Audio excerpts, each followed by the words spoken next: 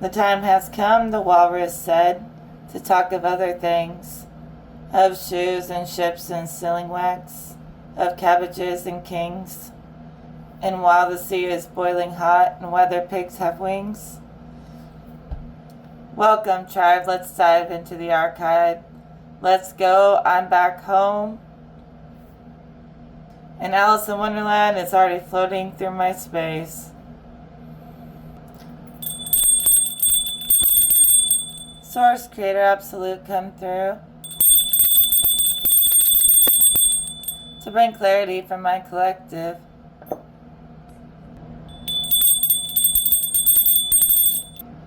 You have risen above your human natures to make a wise choice from an ascended place. You move like a master when you chose mastery over opposition. So you chose to observe the conflict, but never to just put yourself right in the center of it.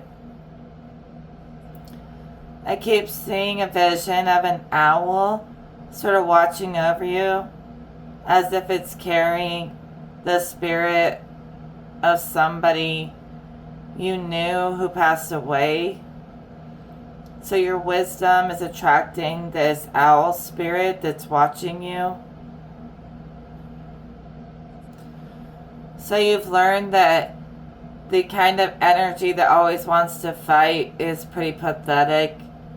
A big show of aggression really isn't getting anyone anywhere. We don't live in times like that where there is an alpha in the pack. Everyone gets to be their own master in this life. Every man thinks he's the alpha. Good luck trying to tell them anything about improving upon that. See, the real alpha, even amongst a pack of humans, okay, it has to be strong and able to defend the tribe, but also able to provide for the more nurturing the needs of the tribe as well. So to be the alpha can't always be this big aggressive show of authority over others. It's also really more so about everyone in the tribe being able to rely on you, to be able to look up to you and respect you and know that you're going to lead them well. If you want to call yourself an alpha, be the kind where your people trust you to lead them to prosperity at the end.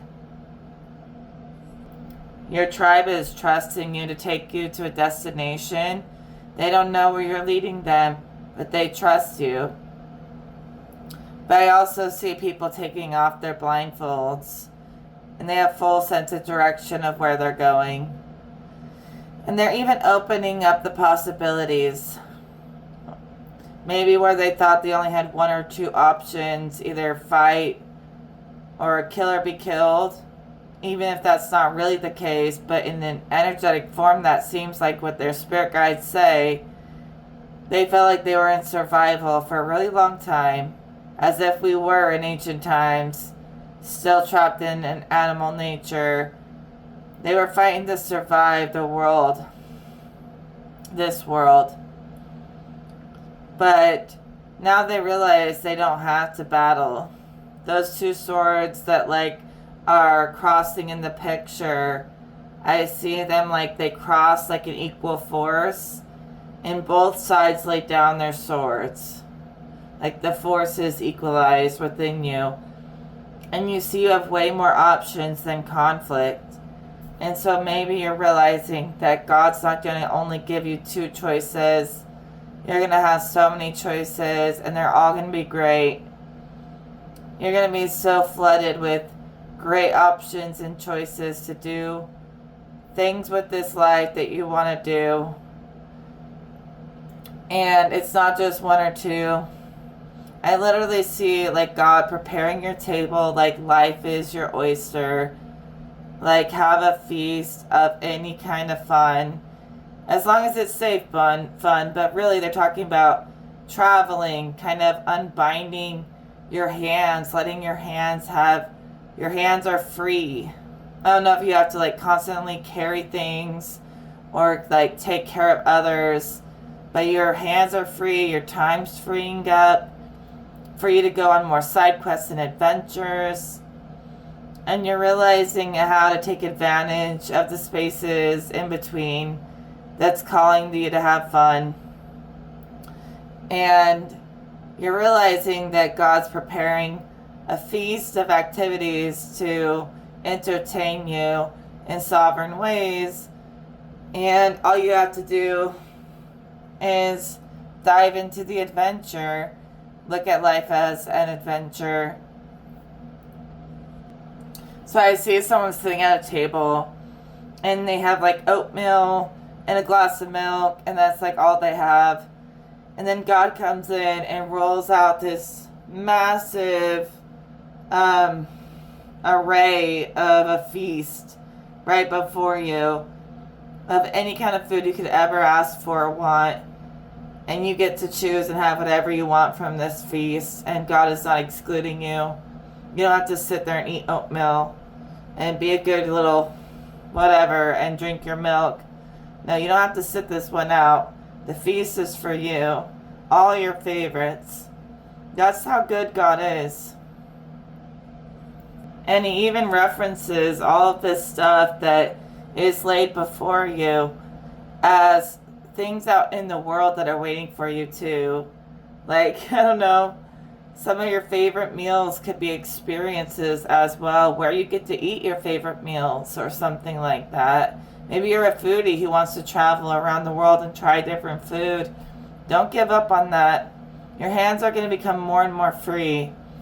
Not to say you should neglect your obligations and responsibilities, you shouldn't, but if you feel like you haven't had a break, time to relax, or your own space, more of that will come in. More of that is coming to you. Just keep inviting it in. Invite Source into your life.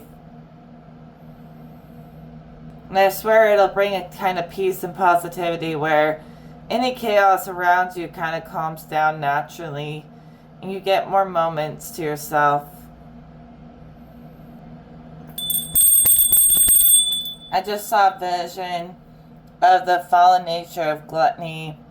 You know, the naysayers, they'll automatically say something like, oh, that feast is because you're just thinking about food too much. It's not just about food. It's about upgrades in real life scenarios. But it's the kind of feast where it's well deserved. Like, say a warrior goes out on a mission for months and barely eats much and gets back to the village, and they prepare a feast for the warrior, for the victor. That's this kind of feast. Well, it's well earned, and it's not falling into the territory of gluttony. And trust me, I've been thinking a lot about telling this story, but I don't need to explain myself. But at the same time, I want to be the one to tell my own story, so I will. But you know, you don't have to be in perfect shape to reach enlightenment. I know, because I did it. All my life, I was tiny skinny. All my life. And the reason why I gained weight is solely due to a medication that slows down your metabolism and makes you gain weight. It literally comes out of thin air. I don't even eat that much. And I'm not saying that to be cute or quaint or anything weird like that, but I'm honest. I eat one meal a day. That's it. And so this is all due to a medication. And it's a really horrible thing for me to have to carry it, because I've always, my whole life, been skinny. But now, I still see myself as beautiful. I don't think you have to be a perfect Barbie doll to be beautiful. But there's some really weirdo people out in the world who body shame, and they try to cause harm to people by picking on them for what they look like, when they don't know the story of why that person is the way they are. They're not just like a fat ass or something all the time, okay? I really don't think it's proper to even comment on other people's bodies. I don't. And I think whether you're like Miss Barbie, Miss Thing, or you're like big and beautiful, or anything in between, that's for you to love yourself, not for anyone else to tell you how you should feel about yourself. But I actually do take care of myself, so it kind of weirds me out that it's hard for me to get rid of this weight. It's the medication. It's also a lot of trauma that's been stored in my body that I've worked through it mentally, but it still harbors in my system a little. And the trauma and suffering I went through was so extreme for like since 2020, so the last 7 years. And even before that, things were getting weird for a couple of years before I ended up under attack and all this crazy shit for 7 years. 7 years bad luck, I don't know, but last 7 years have been awful, and they're just starting to get better. I'm starting to find my norm, everyday normal self again. I actually want to try to correct my life to where I would have been right now had I not gotten super sick in 2020. And I got, this is personal and private, so me sharing it, it's not an invitation for people to judge it. I'm sharing this to help people understand me and maybe people like me. And I just had a mental breakdown that I've been dealing with for 7 years. And I'm just starting to feel normal again. And I'm beyond the physical. I am really in that ascended place. And I eat really healthy. So just because I don't have the perfect physique doesn't mean I'm not healthy, because I try to be pretty healthy. And so I have every right to claim that these lower natures are not a part of me, because I'm not here to lie. They're not. Every single lower nature I've faced until none of that stuff is a part of me whatsoever. So yeah. You guys have this. Just keep believing in your dreams, Don't sell yourself short of what you could do.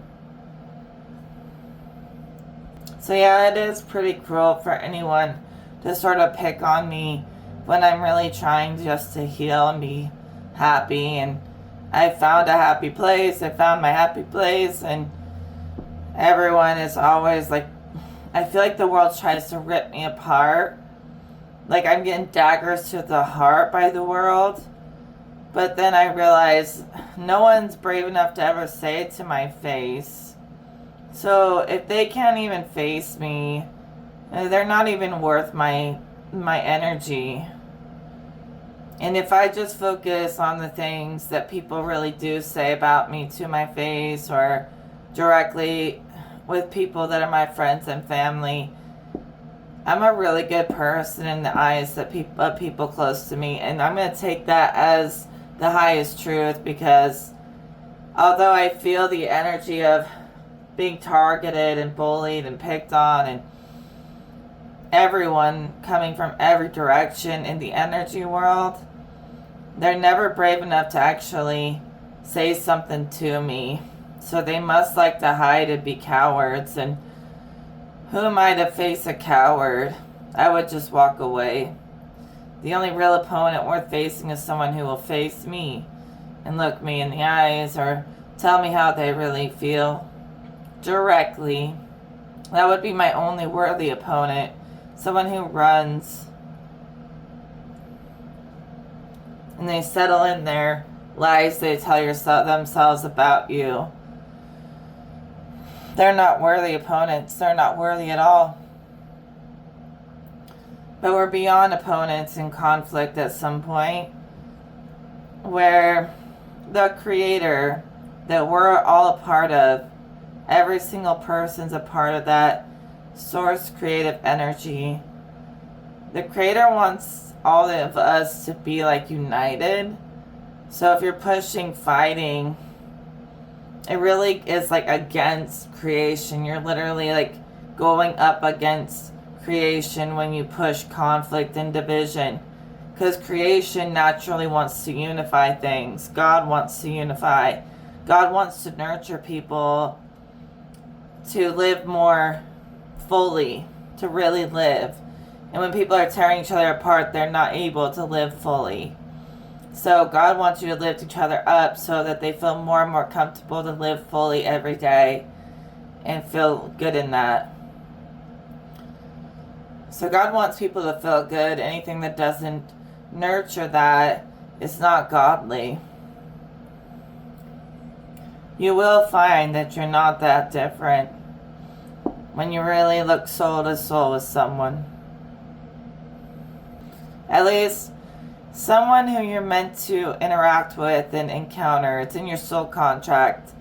Is in your life. And don't be too quick to judge, because a lot of stuff's going to mirror between you. You can mirror with someone so much that it's almost impossible to get along because you're too much alike. But there's a reason you met. There's something you're supposed to exchange. Gifts or knowledge. All these journeys, these quests are to exchange knowledge and gifts with the whole collective. Everywhere you go, really, you're supposed to be, talking to the good people and sharing your wisdom and spreading the true wisdom of creation everywhere. And people need to talk more. Spirit's even saying, like, word of mouth is more accurate than getting everything online. Online is dramatized.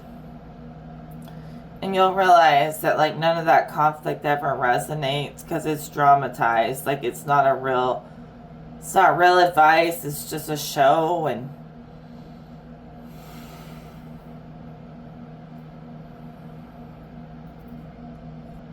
so yeah, just know that a lot of what goes on online is dramatized. If you're not seeing it in your immediate reality, don't take it too seriously.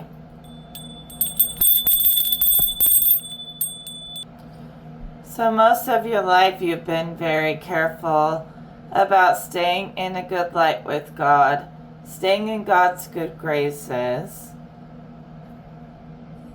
And you think God is let up on you and is allowing you to be where you don't have to be overly cautious all the time. So there could have been a time when you were very suspicious of people or very superstitious. And like what happened to me, sometimes I full on believe that I got 7 years of bad luck from some superstitious stuff. And there was so many things, like times when I didn't believe at all. I would even purposely walk under ladders or, I don't know, push the universe's buttons just because I didn't really believe anything would happen. And I became so hypersensitive to the lesser worlds when my life came crashing down. And my life didn't come crashing down because I'm a bad person or I did something wrong. I literally got sick. It's not my fault. But when I was having my mental breakdown that lasted a few years, and then I spent years healing it, and now we're feeling good again.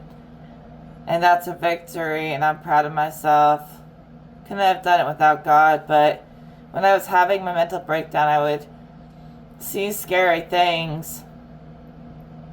And it was weird because I thought I really was cursed with bad luck because it was just constant. Nothing was going right for years. And I thought it was linked to some of the old shows and things I used to watch. And I really believe because scary movies, really scary ones, or watching where they go ghost hunting or hauntings or haunted objects, or like looking into the eyes of some of those haunted dolls that are really evil and stuff. It actually invites wicked, evil energy into your life. And I used to be obsessed with watching scary stuff. And then when I got sick, I would see like images of those dolls from those shows that I shouldn't have watched that. And it was like cursing me, and I would see as if there was like a evil dimension right on top of the real world, full of everyone's astral creations in their minds, where the evil beings in movies were real thought forms. And I would see all of the serial killers and the evil clowns and all this stuff between the dimensions. And it really freaked me out to see it. Nowadays it wouldn't scare me, but back then it did. And I really swore off scary movies or anything like that, because I know it sounds strange and religious, but it does invite evil in. It really does. When I was a kid, my mom wouldn't let us watch scary stuff because she said like invite Satan into your house. And I always thought that was ridiculous. But once all of that bad luck fell upon me and I was seeing the dolls' faces and all this scary stuff, like I was seeing it tormenting me, I never watched scary movies ever again. Even to this day, I don't watch them. I'm not afraid. I just don't want to invite that stuff in. And that's why I'm talking about you being very cautious with your energy exchanges for a long time. But you're feeling like some of that is like way expired. Like all that energy is super expired. And finally you're like, lesson learned. And don't mess with forces beyond your control like it's a joke, because it will come back to you. I mean, someone could study the unknown, evil and good and all the things forever, and all the magic forever, and never know it all, and never know what's really out there in the depths of it all. So just be careful what you play with, because it might try to play back in ways you don't like. So everything I'm doing here in these readings and channelings is only working with like Holy Spirits. Holy Spirit and all the spirits in heaven, and the angels and the higher forms of consciousness. I do not work with lower consciousness. You know? Anytime I ever even like gave it an opportunity to come into my life, it was bad. And I'm not going to pretend like I'm the most powerful person in the world trying to face down every evil. Not to say that I couldn't, but that's not my job. That's God's job. And as I've become like more connected with my soul innocence, I've really felt more connected to like the more innocent, pure aspects of life. Like things that are just happy-go-lucky. I don't know, I'm like on cloud 9, cloud 22 as I call it. I'm just really happy. You know why I'm so happy is because of all that suffering is finally over. Even if I don't have everything in the world, I'm still really happy to have silence and peace and understanding and knowing. And contentment with what I know. You know, Creator is sending like Archangel Michael to talk to me about you don't need to be afraid of anything you may see in between dimensions. You know, they're just somebody's crazy illusion or dream or idea.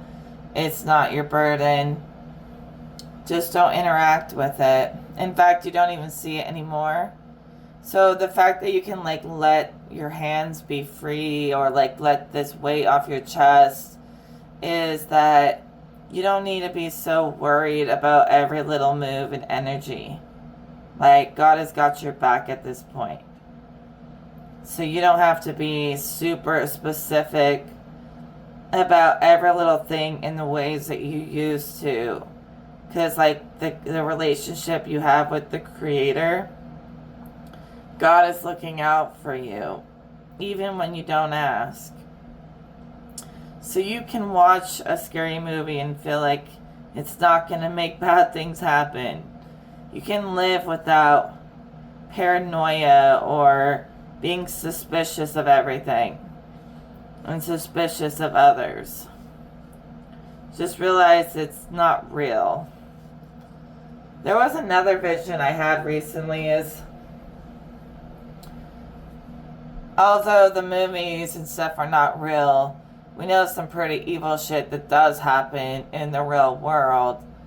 And what if we could all be like the real life heroes who solve these mysteries and help the world and make like a hero? Because I know I have superhuman abilities. I've been testing them. I have a sort of stamina with dealing with things that other people don't have. And I just wonder what it would be like to be able to go out in the world and be like a real life hero for a moment. But we're taught to just watch it on TV and never actually do anything in real life. And then life seems like it's boring or nothing's happening. And obviously, like, cops and stuff are supposed to enforce those laws and do that stuff. But I think there are kind of mutated genetics that give people certain strengths that normal humans don't have. So even if we could use that more, it would just propel the reality into the future. If we could use our gifts more directly interacting with the Matrix, it would help propel it forward. But I feel like we're dumbed down watching everything on a screen and never actually being that character in the movie and living it. Like living the thrill of being the hero. Imagine if you could really live that. You could really do the mission. And not just in your head, but in the real life. Sometimes I think we are supposed to do more. And entertainment tries to dumb us down so that we're passive, so we don't do more. But that's just a thought. Take it or leave it. Take it if it resonates. Leave it if it doesn't. As it is with all things I say. Yeah, so how I cleared all those things I was seeing is just by viewing it as a mirage or an illusion or a trick on the mind. I didn't need to fight it. Fighting only causes more fighting, more resistance. You don't win by fighting. You win by surrendering to God and releasing resistance to your true self. And all of that other nonsense sort of fades into oblivion, like it doesn't even matter, because your purpose is much greater than some stupid realm of evil thought forms. But when you're first experiencing it and you're in the moment, it's scary. But then when you look back in hindsight, it was nothing. I mean, it's easy to say it was nothing now, but back when it was happening, it was killing me. Like, it was actually killing me. Somehow I took control over it because I never gave up on myself and my abilities. And I untangled it and turned it back into something beautiful, and so it is, and so it shall be forever. So I call it untangling a curse because something about those dolls specifically, I saw those evil dolls spinning around their heads, looking at me from a chair, laughing at me in my energy field, and they cursed me. Some kind of cursed doll passed a curse on to me, I swear. And it would curses usually end up getting entangled with your consciousness. So it can feel like your reality melds with the false reality, and it can feel like it's taken over your life. So to cut a curse off someone, you have to untangle entanglement. And I did do that, and it actually worked. I'm not gonna watch shit like that ever again. Even though Spirit is saying, like, you can chill out. There's nothing to worry about, but God also says, I'm proud of you for having that state of mind, that knowing that, like, whether it's Satan or it's just some negative energy, I am not going to participate. And you're not participating. And that's beautiful. That's the mastery we like to see, where you get, and I see you giving the chef's kiss for the feast that was offered to us in the beginning of this reading. As if, like, everything we've been working throughout this reading was a part of that original offering from God. So God is also giving you peace offerings and rewards for your hard work. And it may come in as messages flowing in, downloads, or situations, but I just realized when we started the reading, that feast was an offering from God. And we've been eating from that offering throughout this reading. So maybe you're also in this phase of sort of taking your life back from whatever evil force had its hand on your fate. The cards have rearranged. The cosmic cards had rearranged. The sun is actually sorry that you had to suffer and wants to do anything it can to warm up your timeline, to warm you up to this timeline where you know you're loved and you're not worried about anything hurting you or coming against you, but you just feel fucking loved all the time. The sun is like so sad that you had to suffer for so long. And that's your soul is like sad. Somehow I see a connection between the sun and the soul in this scenario, where like your soul got kind of sad and broken and gave up, but now that you feel like you took your power back from that illness or that suffering, your soul is shining bright and it's like, let's go, power up. And now that you're feeling so bright, you're connecting more to the warmth of all things. Do you feel warm, like you warmed up your soul and it's warmed up your mind and warmed you up, but you're warming up to the idea of this life more and more, that it is beautiful and it is serving you, and that you don't need to be paranoid. They keep repeating, look at what's in your immediate reality. There are people running around in the shadows, way too focused on you, trying to sabotage you, but they are nothing if they can't face you. Focus on the immediate reality, and that's the proof of who you are. You have great friends and a great family, and you take care of each other, and you take care of strangers and people you don't even know all the time. I'd say you're doing just right. You've warmed up to healing. Maybe there was a time when you were like, I'm just going to be a straight shooter. I'm not going to be soft. And you've warmed up to the healer in you. There's a healer hiding in there. It's just hiding behind like everyone else, making you feel bad, like you couldn't express it. So I see a healer hiding inside someone, but it's kind of suppressed by a lot of pain and anger. But they're a natural born healer if they would just let go of all of that shit that goes on in the shadows. They're going to plot and plan and scheme against us. That's all they can do. We're turning the wheel forward for the world. They're plotting every way against our movement. Sucks to be them. They're always behind us. And that's the controllers, the really evil ones.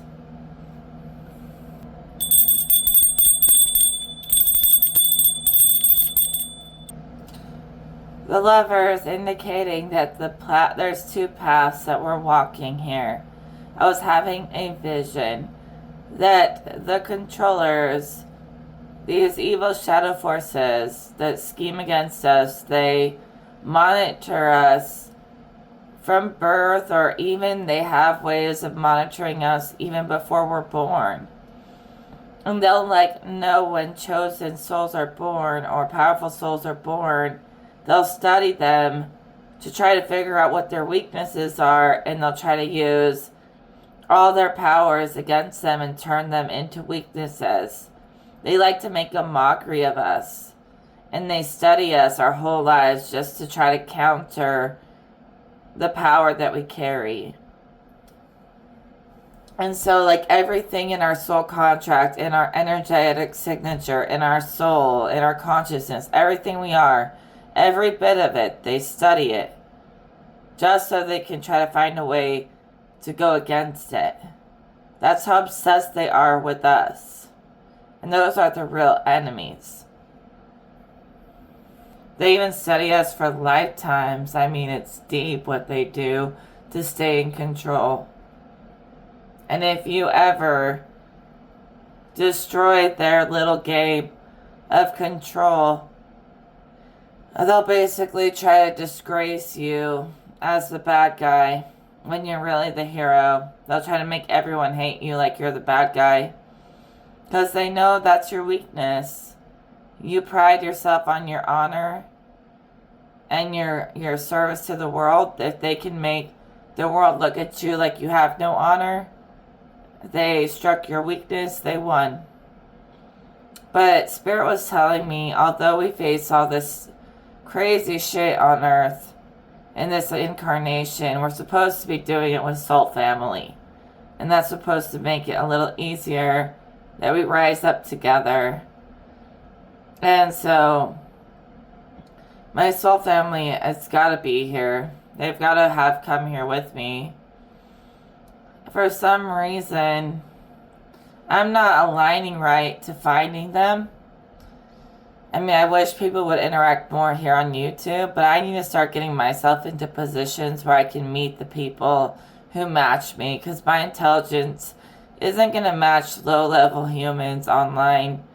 I mean, there's a few rare of you who can keep up or even outgrow me, and I commend you. You're amazing.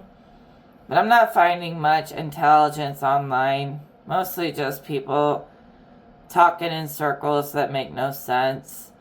I'm out here trying to find concrete solutions.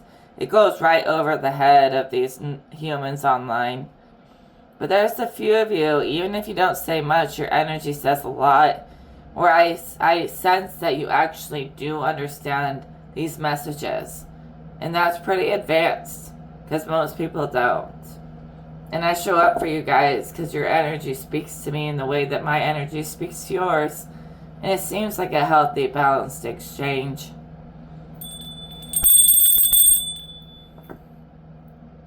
A big shift happens when you go from being under the oppression of the controllers to where the controllers start to fear you and even start trying to avoid you because they're afraid of you. So you at some point overthrow them. They'll put on a big show like they're greater than you, but we're the real God's chosen children, and they know it, and they fear it. And if you defeat all their little games, they'll start running scared, and they'll avoid you and leave you alone.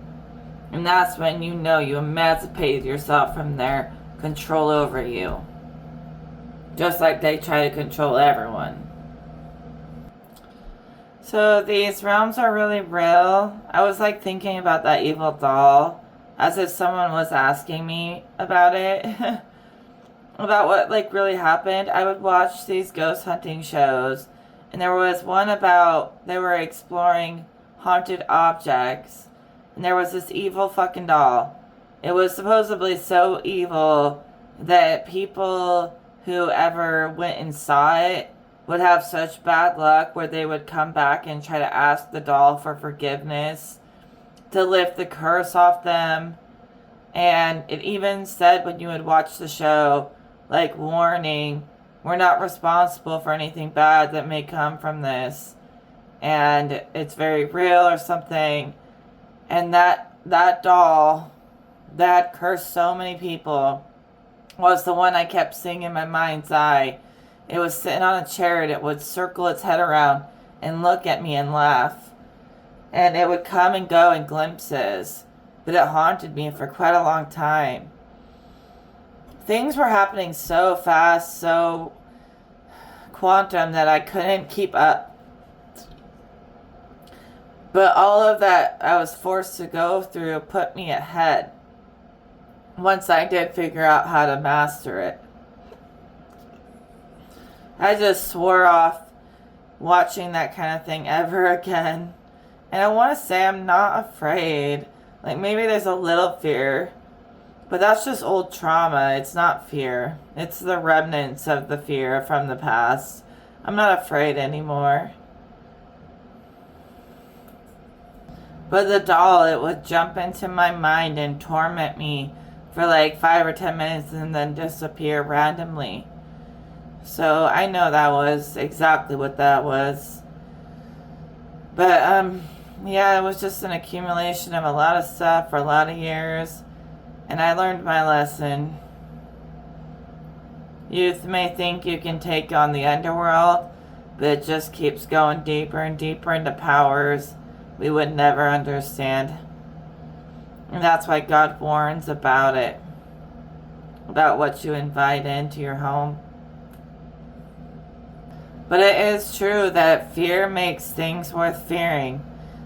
And when they get you into those shows, they get you in a state of fear where you're opening yourself up to receive the curse. Because you start out feeling afraid just going into it. And that's like a portal for them to get in.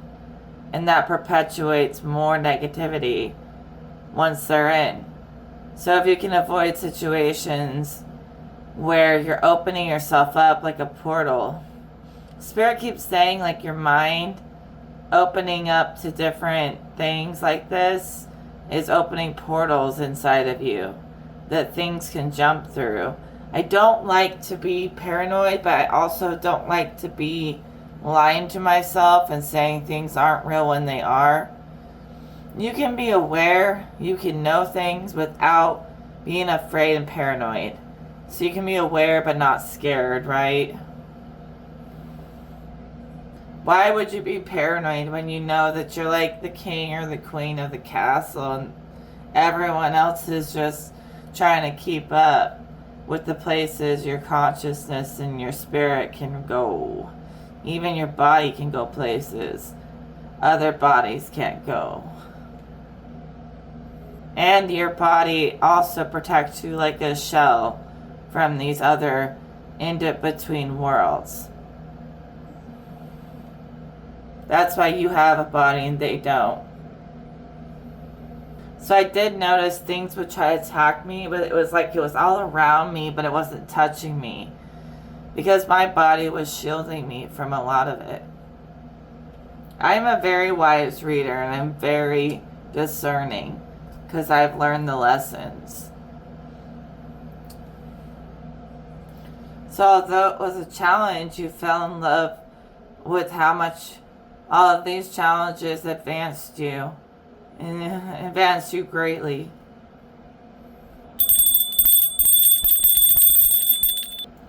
So in some ways, we have to become a vibrational match to these energies for them to even affect us. Otherwise, they have no authority. They exist on a different dimension when you get into the higher position, higher authority. So the underworld authority sort of dissipates like it doesn't exist once you reach the true kingdom where the real power is. And you stay there and the underworld stuff can't even exist there.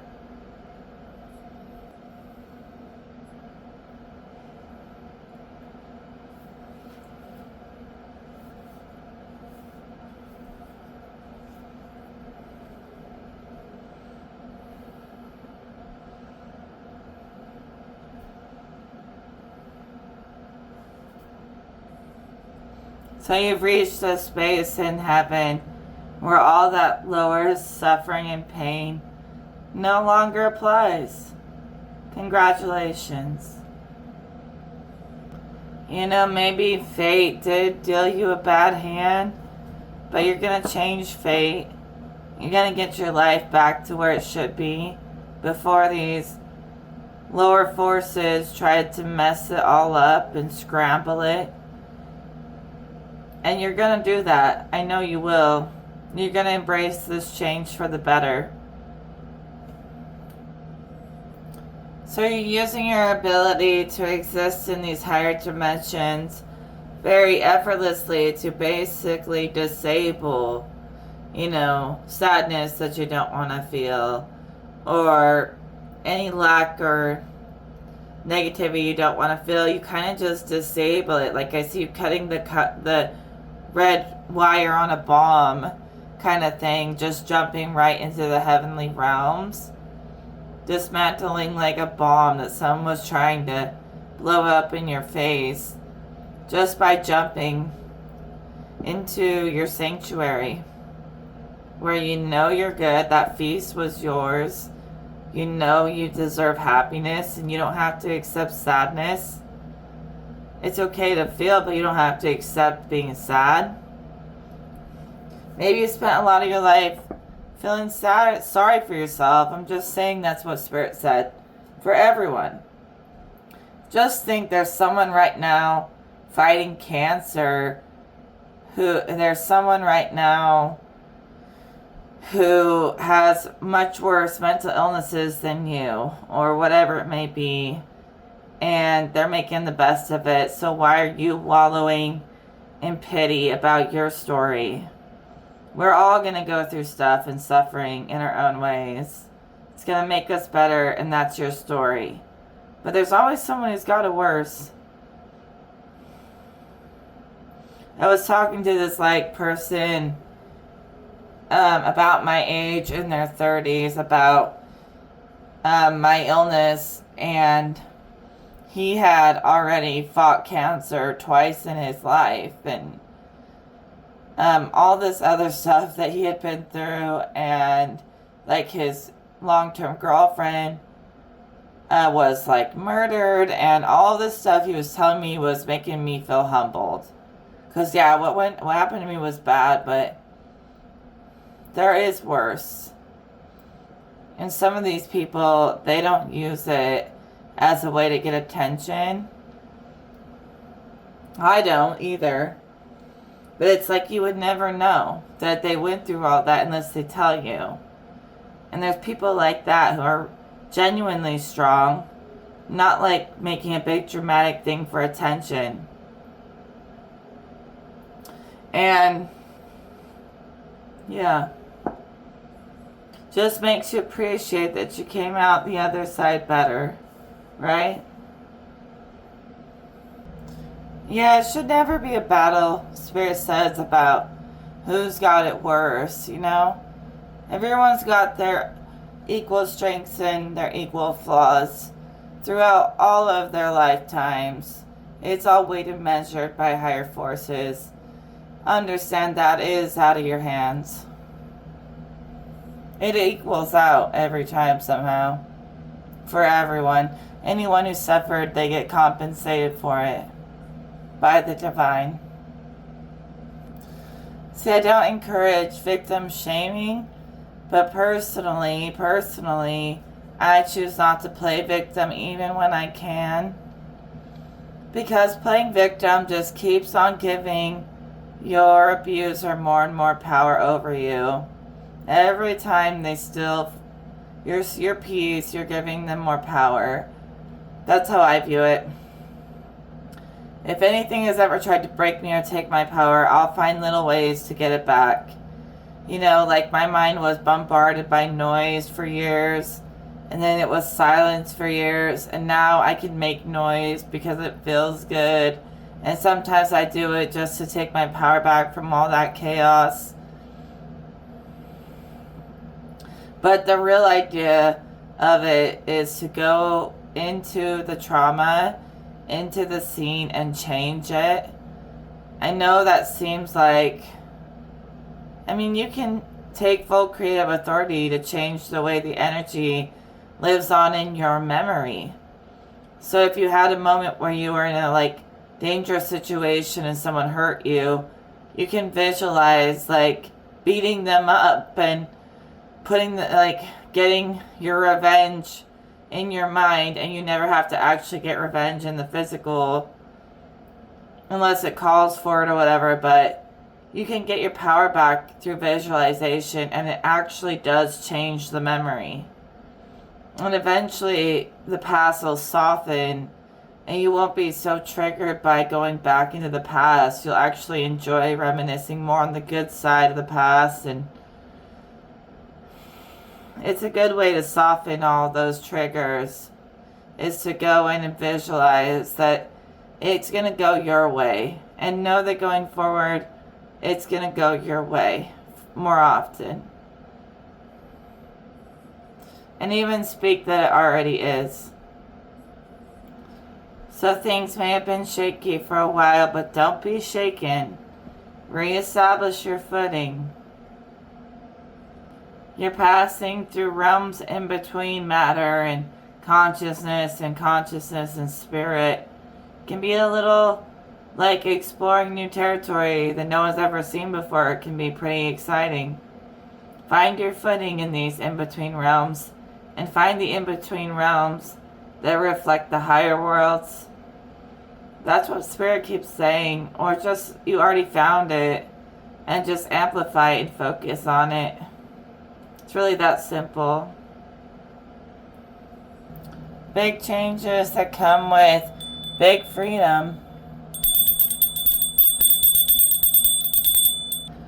So God has fortified you. It's almost like you were stripped down to the bare essence of yourself and rebuilt by God. That to show you all the things out there that how to teach you what's out there. You know, like a real father would teach you to defend yourself and the reality of the evil that exists out there. But by now, you're a fortress that can't be broken. And that impenetrable light that surrounds you is God's light. A part of yourself that's existing in such a timeless way, even on other planets, man, I'm telling you, it's been set free. Any stagnation, no more. You're going to be making like a lot of big decisions that are going to be, you're fully equipped to make these decisions. You might be a voice of truth and reason and exposing evil for a while. That might have been something that's been calling to you. And eventually, you'll rip it all down, expose it all, and realize that you're left with your essence, and you're going to be rebuilt in a place where you're not focused on everything that's against you, but you'll be focused on everything that's working for you. That's where you're headed, if you're not there already. And even the things that worked against you, somehow God makes it work for you somehow, in making you have some kind of like superpowers now of what you've faced and conquered. They're not like flashy superpowers like in a movie, but they are superpowers. Like, I have a really strong power of resilience. I swear that's my thing. Through love. And you gotta find your thing. Because that thing, that power is the thing that the controllers are studying to try to stop. The thing that God gave you to win is the thing they're studying to try to stop. And they can't. It's gonna win no matter what. God will always win. God already won. Everyone is always gonna be really unique. So someone trying to tell someone else how to live is really like they have control issues. So unless someone's doing something really wrong, no one should get to dictate other people's lives like that. And you may find that when you're being authentic, other people will try to control you because they feel like you're outshining them or you're shining a light on their issues, and they get really uncomfortable when you do show your powers. When you show your powers and what you're capable of, some people get really intimidated and they may try to talk you down because they feel a little belittled by your power. But if they reach their highest potential, no one would ever feel belittled. It would just be like the most fun challenge of ascension ever. And no one's ever going to be the same. So no one can really sit around and tell someone else how to live. It'll never work that way. And if someone gets mad when you're not living the way they try to control you to live, they're control freaks. And they need to learn how to let go of trying to puppeteer people. It's very subtle, because some people think they're trying to help people, but they're actually trying to control them. And they get really mad when people don't obey them, when they need to realize that we don't have to obey you. No one has to obey anyone but God. And if you do choose to give some of your power to someone, God help them, they better appreciate it. Or just like God, you can give and you can take away your presence at any time. No one owns you. You don't own me. I'm not just one of your many toys. You don't own me. Yeah. Life is but a bitch. But that bitch is beautiful, right? Actually, someone could feel very possessive of you. Could be a friend or an admirer, actually. Maybe a secret admirer that's a friend, and they kind of compete for your attention. They're very sensitive to what you think of them. They're not being a very good team player. They kind of want you to be like their whole world and then to be your whole world. And you're more so focused on the bigger picture and, you know, it being more inclusive. But just know, as a side note, that this person gets really jealous if you give your attention to anyone else. And that can be possessive. So be aware of that red flag. But you're also being more inclusive, Spirit says, where if somebody wants to be in your energy that bad, you'll find some position in the kingdom for them. If they are showing that they're that devoted to you and they're loyal to you, you're like, fine, I'll fit you in somewhere. Just get off my dick, you know? And, there's this energy I've been feeling lately where like gods and goddesses have people who literally live to worship and serve them. And I'm not going to lie, some of y'all have that. That's between me and you, but I see it. I see you. Now don't think I'm talking about me, because I am the goddess. I am not the follower. But there's like people whose purpose it is to follow you. And that's okay. You know? You're being like a shepherd. A true shepherd in a way. That's very beautiful. I mean, honestly, the messages that you pull out of nothing, out of the ethers, whatever, from God, it initiates people to reach God, to get into heaven through you. I think I said that in the last reading. But your words, the way you like speak over people, like you're anointing them to higher positions. And you're initiating them to be able to be in God's presence with you. So you're like building a whole kingdom, and every part is, it's almost like everyone has a piece, a part to play in the kingdom. And I see you like appointing people with your sword, different positions. And it's very like important that they take it seriously, because them getting into the kingdom means they're going to be in God's presence. And you're basically going out on a limb for them. So hopefully they don't disappoint you acting immature in God's presence. You want like your team, when you go before God, your team of superheroes or gods and goddesses on earth, little g, you want your team to be like so impressive standing before God. So you've like sculpted your team of the finest players. You picked them well. And you're like, anyone that wants to get in, okay, sure, put in the work to show me that you want in, but don't be like the weak link that that pulls everyone else down. We can't do that. You're creating your superhero team not because you think other people are lesser than, but you're very picky, but you want this team to be perfect, so it's like so you can accomplish your life mission together. You came here together. You're supposed to accomplish the mission together. You really can't do it alone. You need each other. But if they refuse to get on the right path with you, you will do it alone with God. Because God will make sure you succeed. Even if everyone else abandons you. You're most likely the highest truth because the whole system targets you. Even some people see how the system targets you.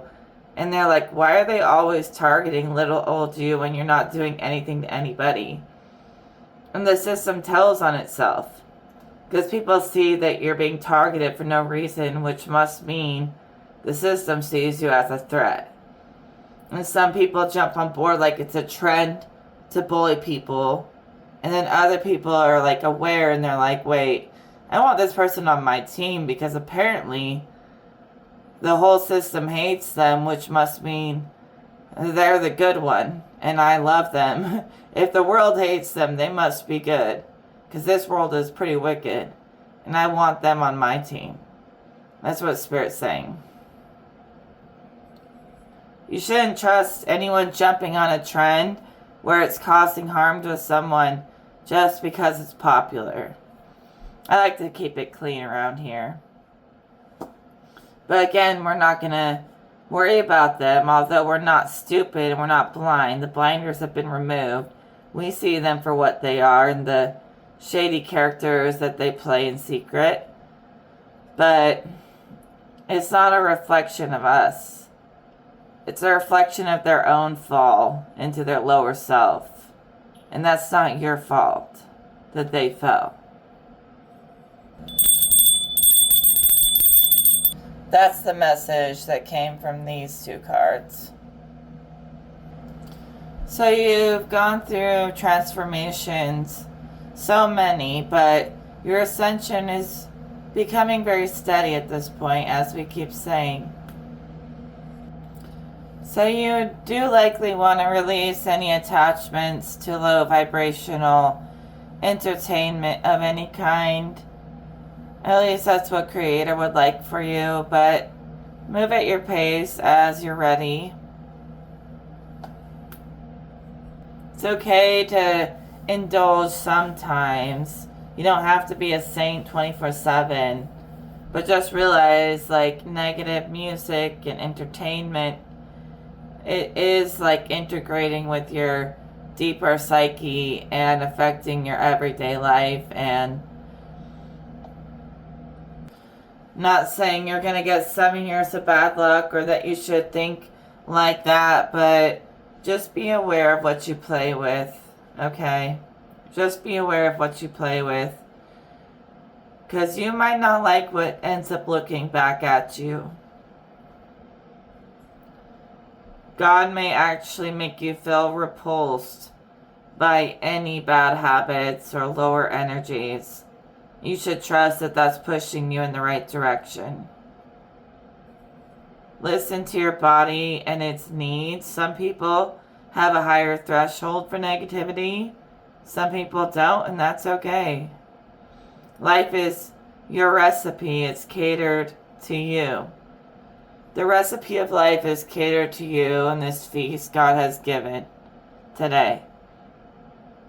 And God will make sure that if something's not serving you, your body will reject it. Everything about you will reject it.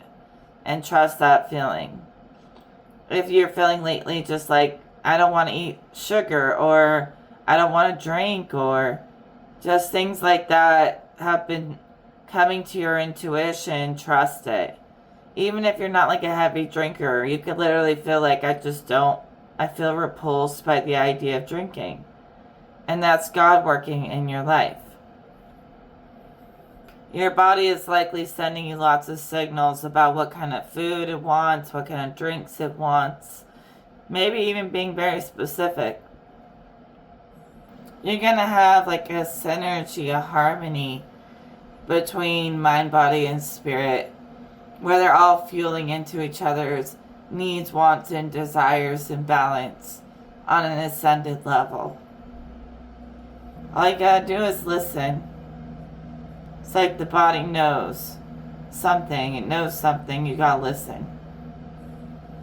Just like the gods know a thing or two, your body reflects your inner self as well. And it knows a thing or two about what's best for you if you listen with ascended senses.